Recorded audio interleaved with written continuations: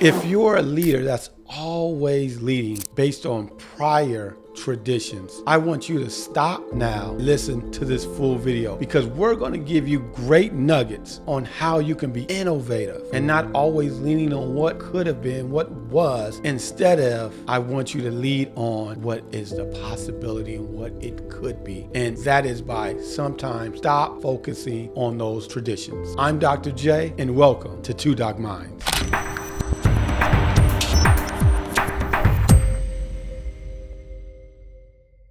As I said, traditions are easy. Traditions are comfortable. Traditions stifle creativity, innovation. If you're just focusing on leading on prior traditions, I need you to do these things. Why? I want you to get out of the mode of we're doing it because we want to reach our true heights. We want to explore unlimited potential. We want to innovate and be leaders going forward. And if you want to be there as an organization, if you as a leader are aspiring leader want to be there, you need to focus on these things. As I have led organizations, large organizations, 3,000 plus people organizations, and I tried to lean on these things as much as possible to create an organization that is ripe with innovation, that is a leader in pushing and blazing that trail, because we always want to be that trailblazer. So some managers and organizations think something like this: these employees are lazy, they dislike work, they avoid work, they hide from doing work, similar to a young teenager that's have chores, and when it's time to wash the car, time to do the dishes and dump out the garbage, time to mow the lawn, they run, they hide, they don't want to do work. And you have parents that says my child is lazy, is unmotivated, dislike work and avoids hard work. And you have some managers that are doing that. We don't want you to be that person. But you also have some managers, and this is where you want to be as an organization, that looks at everything from a very positive lens. My employees are ambitious. They're self-motivating. They exercise self-control, and they love innovation and creativity. So from a leader standpoint, that must be your perspective, that positive perspective on the people that's doing the work every day. No longer do we say anything negative. We lead with positivity. And when people don't follow, right, which majority will, because you will create a culture of that, then you bring in people that believe in that way of doing work. Because if you work off of past traditions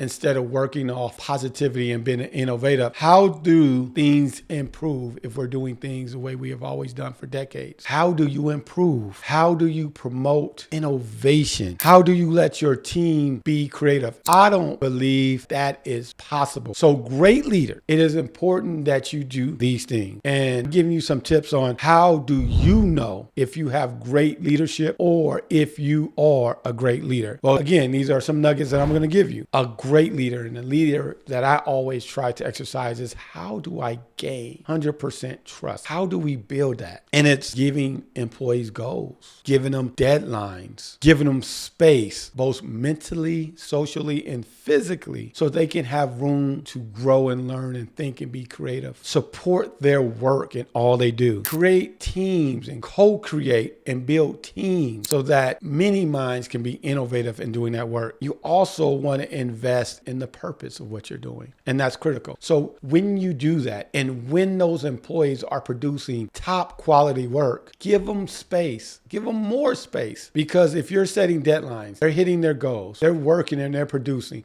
and they're doing great quality work, why step in and disrupt that creative, innovative, hardworking process? Nurture that process and give them the tools and support so they can continue to grow and learn in that way. And I guarantee you, your efficiencies and dedication in that work will increase just by doing those things. You want to lead with a vision and support. So what does that mean?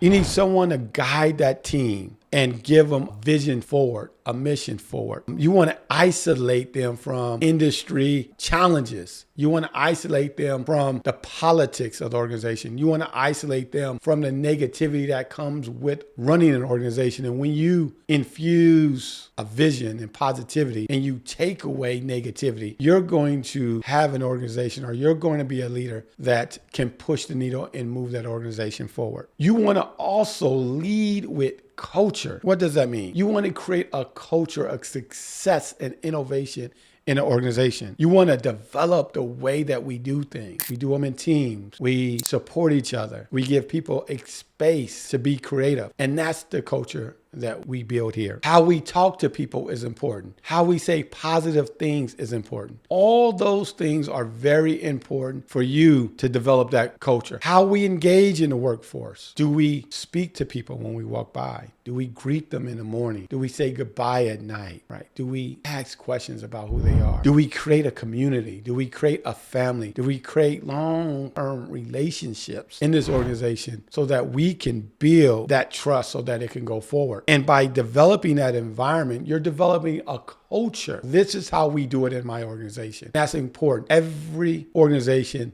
needs a culture, needs a way of why and what and how we do business. So when you look at this, that culture is how. How do we do our business? And that's going to be very critical. You also then want to know the purpose. You simply want to know why. See, most companies you work for, you know the how and what. But what does that mean? I know what we do. We deliver computers. We make paper. We edit books. That's what we do as an organization. People know how we do it, right? We rent, right? And we ship and it gets to someone. We piece together pieces in the computer and then we deliver it. We give good advice, we package it and we sell it to someone. Right. Those are all the how do we do it. We know the how, but to truly lead an organization, the first thing you need to do is know why you're doing it. Why does this company exist? Why is this our mission? Why are we doing this work for our company? All those whys are critical to organization success. So when you build trust in a culture